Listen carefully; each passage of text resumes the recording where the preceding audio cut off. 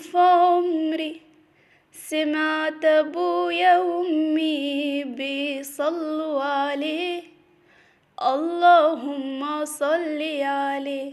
حببني في الإيمان، حسسني بالأمان واتعلقت بيه، اللهم صل وسلم وبارك عليه، اللهم صل وسلم وبارك عليه.